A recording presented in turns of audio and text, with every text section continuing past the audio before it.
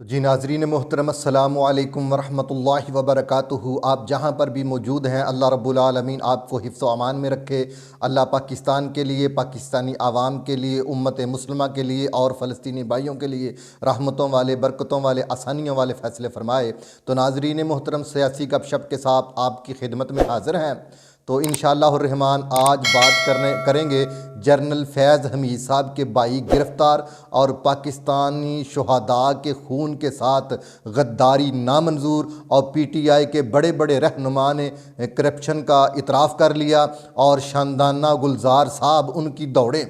तो आज इस पर बात करेंगे इंशाअल्लाह। तो मौजू की तरफ जाने से पहले आपसे इंतहाई दिली इल्तमास है कि आप हमारे चैनल को सब्सक्राइब करें, लाइक करें, शेयर करें और टली शली बजा दिओ ताकि तुसी साडे सोशल मीडिया टीम का हिस्सा बन जाओ, सोशल मीडिया फैमिली का हिस्सा बन जाओ और हमारा हर व्लॉग आप तक पहुँचता रहे। तो नाज़रीन मोहतरम बिला तख़ीर जाते हैं मौजू की तरफ कि पाकिस्तान के शुहदा के खून के साथ गद्दारी नामंजूर। नाज़रीन मोहतरम जैसा कि आप जानते हैं कि चंद दिन कबल पाकिस्तान पर एक दहशत गर्दाना हमला हुआ और जिसमें पाकिस्तान आर्मी के कुछ जवान और कुछ अफसरान जो है वो जामे शहादत नोश फरमा गए।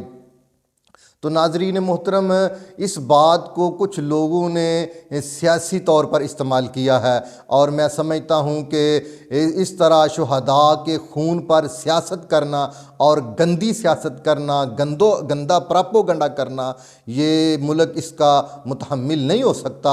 और आप जानते हैं कि जब पाकिस्तान के आर्मी चीफ जनाब सैयद आसम मुनीर साहब और सदर पाकिस्तान मोहम्मद आसफ जरदारी साहब उनके ताबूत को कंधा दे रहे थे तो उन्होंने उस ताबूत पर कुछ ऐसे फ़िक्रे लिखे कि जो कोई भी समझदार आदमी और बाइज़्ज़त और गैरतमंद आदमी जो है ना वो फ़िक्रे अपनी ज़बान पर लाना जो है ना गवारा नहीं करता।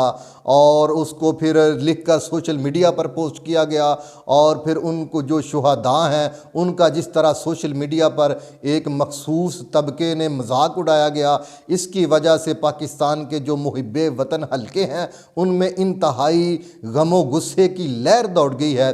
और क्योंकि ये उनका हक बनता है कि पाकिस्तान के वो शुहदा जिन्होंने पाकिस्तान के लिए और पाकिस्तानी आवाम के लिए और पाकिस्तानी कौम के लिए अपनी जानें पेश कर दी और वो लोग जिन्होंने पाकिस्तान के लिए अपनी जानें पेश की और उनकी माओं से जाकर पूछें कि जिनके लखते जिगर जो हैं वो उनसे जुदा हो गए, उन बेवाओं से पूछें कि जिनके खामद उनके सरों से उठ गए, उन मासूम बच्चों से पूछें कि जिनके बाप का साया उनके सर से हमेशा के लिए उठ गया और वो बेचारे यतीम हो गए। उनके बजाय इसके कि हम उनके गम का दावा करते, उनके साथ अपनी हमदर्दियाँ बताते, उनका हौसला करते, हमने उन शुहदा के ऊपर भी जो है ना गंदी सियासत करना शुरू कर दी है। ये इंतहाई गलत हरकत है और कोई भी मुहिब्बे वतन और कोई भी महज़्ज़ब मुआशरा जो है वो इसकी इजाज़त नहीं दे सकता।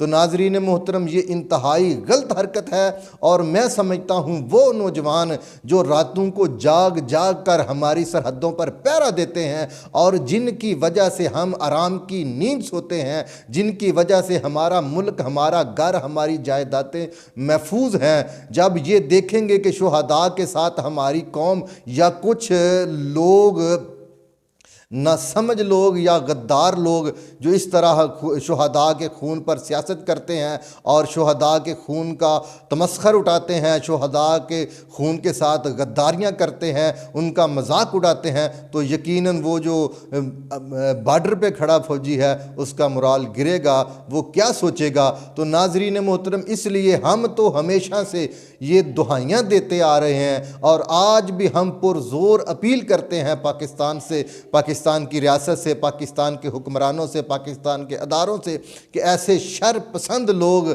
ऐसे घटिया लोग और ऐसे गद्दार लोग जो शुहदा के खून पर भी अपनी बकवास करने से बाज नहीं आते, उनको फौरी तौर पे निशानदेही की जाए, उनको पकड़ा जाए और उनको कानून के कटहरे में खड़ा करके उनको सख्त से सख्त सज़ाएं दी जाएं और आइंदा के लिए लोगों के लिए ये इबरत का निशान बन जाएं ताकि अवाम को, कौम को और दुनिया को पता चल जाए कि पाकिस्तानी कौम, पाकिस्तानी रियासत जो है वो अपने शुहदा की कुर्बानियों को रायगा ज़ाया नहीं बल्कि वो उनको अप्रिशिएट करती है और उनकी हिफाजत करना जानती है।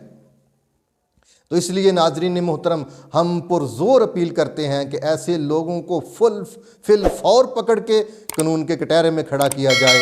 तो अगली बात पे आ जाएं कि पीटीआई के बड़े बड़े रहनुमाओं का ये अतराफ़ के उन्हों के खैबर पख्तूनख्वा में पिछले 10 साल दौर में बेइंतहा करप्शन हुई है। इसमें सबसे पहला नंबर मैं समझता हूँ सीएम खैबर पख्तूनख्वा जनाब अली अमीन गंडापुर ने बाकायदा आकर ये बताया है कि पीटीआई के साबका 10 वज़रा जो हैं केपीके के, उन्होंने बहुत बड़ी करप्शन की है और उन्होंने बहुत माल कमाया है। और उसके बाद जनाब शेख अफजल मरवत साहब, उन्होंने आके भी ये बात मीडिया पे बताई है कि पाकिस्तान के साबका पीटीआई के दौर में जो इमरान खान की नाक के नीचे अरबों खरबों की करप्शन की गई। और मैं समझता हूँ ये पीटीआई के लिए एक सोचने का मुकाम है। वो जमात जिसका तो बयानिया ये था कि हम मुल्क को करप्शन से फ्री करेंगे, उसका तो बयानिया ये था कि हम मुल्क में जिन्होंने करप्शन की है उनको पकड़ेंगे, कानून के कटहरे में लाएंगे और मुल्क का लूटा हुआ माल जो है वो वापस लाया जाएगा। तो कितनी मैं समझता हूँ ये अजीब बात है कि जनाब उन्हीं के पार्टी के लोग और सीनियर लोग और वज़रा जो हैं वो करप्शन में पकड़े गए। और शेख अफजल मरवत साहब ने बताया कि उन लोगों ने लाखों करोड़ों नहीं अरबों की जायदादें बनाई हैं। तो लिहाजा मैं समझता हूँ खान साहब को इस पर नोटिस लेना चाहिए और जिन जिन लोगों ने साबका दौर में करप्शन की है उनको कानून के कटहरे में खड़ा करना चाहिए।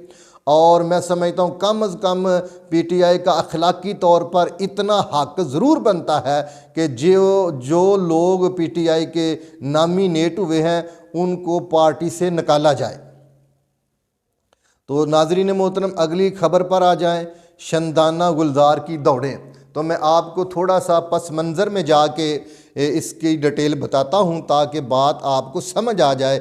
जैसा कि आप जानते हैं कि चंद दिन कबल शंदाना गुलजार साहबा ने एक ट्वीट किया था जिस पर उन्होंने कहा था कि मरियम नवाज़ साहबा के कहने पर पीटीआई का एक कारकुन ज़िले शाह जो कि एक रोड एक्सीडेंट पे शहीद हुआ था, हिलाक हुआ था, उसको सीएम पंजाब मरियम नवाज़ के कहने पर किया गया। इतना बड़ा इल्ज़ाम उन्होंने मरियम नवाज़ पर लगा दिया। तो इसके जवाब में मरियम नवाज़ की लीगल टीम ने शंदाना गुलजार साहबा को एक FIA से नोटिस जारी किया जिसमें उन्होंने कहा कि अगर आपने इतना बड़ा इल्ज़ाम लगाया है तो आप इसको साबित करें, इसके सबूत पेश करें। तो जब ये नोटिस पहुंचा तो मैं समझता हूँ शंदाना गुलजार साहबा को अखलाकी तौर पे चाहिए था कि वो इसके सबूत पेश करती। बजाय कि वो सबूत पेश करती, वो भागी गई हैं जनाब पेशावर हाई कोर्ट में और वहाँ पर दरख्वास्त दे के पेशावर हाई कोर्ट ने जनाब वो FIA का नोटिस जो है वो उसको मुअत्तल कर दिया। ये समझे यार क्या हो रहा है इस मुल्क में। कि मैं समझता हूँ अदालत को चाहिए था कि वो उसको कहते कि भाई आपने इतना बड़ा इल्ज़ाम लगाया है तो आप उसको साबित करें, और अगर वो सच्ची हैं तो तब पता चल जाता, अगर वो झूठी हैं तो उनको सज़ा मिलती ताकि आइंदा पाकिस्तान के सियासतदानों को पता चल जाता कि भाई इस तरह के झूठी सियासत और झूठा प्रोपेगेंडा जो है वो मुल्क इसका मुतहम्मिल नहीं हो सकता।